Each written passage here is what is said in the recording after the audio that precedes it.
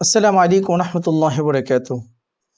আমাদের এক ভাই বরিশাল থেকে প্রশ্ন করেছেন যে মসজিদের জন্য একটি জায়গার মধ্যে ওয়াকফ করা ছিল না, সেখানে মাদ্রাসা নির্মাণ করা হয়েছে, মাদ্রাসার বিল্ডিং নির্মাণ করা হয়েছে। অতঃপর যে জায়গার মালিক সেই লোকটি যে কোনো কারণে এই মাদ্রাসার ভবন নির্মিত জায়গাটি মসজিদের জন্য ওয়াকফ করে দিয়েছে।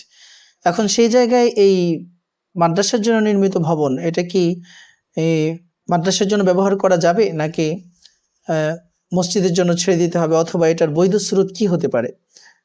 তো যেভাবে প্রশ্ন করেছেন অসংখ্য শুকরিয়া। আমাদের সমাজে এরকম অনেক জায়গায় হয়ে থাকে যে মাদ্রাসার জন্য ওয়াকফ করা হয় না, কিন্তু সেখানে মাদ্রাসা করে ফেলা হচ্ছে, কিংবা মসজিদের জন্য ওয়াকফ করা হয়নি, মসজিদ করে ফেলা হচ্ছে। কিন্তু আসলে যে জায়গাটি মাদ্রাসার জন্য ওয়াকফই করা হয় নাই, সেই জায়গায় প্রথমত মাদ্রাসার ভবন নির্মাণ করা সহি হয় নাই, সঠিক হয়নি।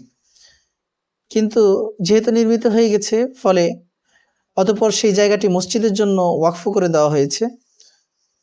মসজিদ যদি এখানে নির্মাণ উদ্দেশ্য হয়ে থাকে, অন্য কোথাও মসজিদ না থাকে, তাহলে অবশ্যই মাদ্রাসাটি ভেঙে সেখানে মসজিদের জন্য ছেড়ে দিতে হবে, অথবা ভবনটি যদি মসজিদের জন্য উপযুক্ত হয়, মসজিদের জন্য এই ভবন ছেড়ে দিতে হবে। মাদ্রাসা কর্তৃপক্ষকে ভবনের মূল্য পরিশোধ করে দিল মসজিদ কর্তৃপক্ষ।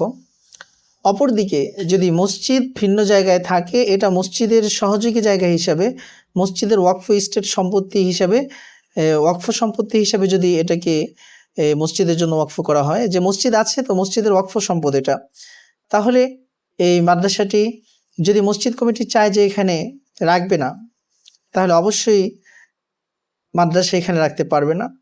আর যদি মসজিদ কমিটি এবং মাদ্রাসা কমিটির সাথে একটি চুক্তি হয়, সামঞ্জস্য বিধান হয়, তাহলে এটা রাখার বৈধ স্রোত হলো যে মাদ্রাসা কর্তৃপক্ষ মসজিদ কর্তৃপক্ষকে জায়গার ভাড়া মাসিক হিসেবে অথবা বাৎসরিক হিসেবে একটা অ্যামাউন্ট প্রদান করে দেবে।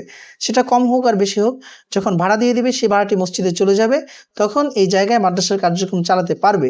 কিন্তু অবশ্যই এই জায়গাটি মসজিদের জন্য ওয়াকফকৃত থাকবে। আল্লাহ পাক আমাদেরকে সহিহ মাসআলা বুঝে আমল করার তৌফিক দান করুন।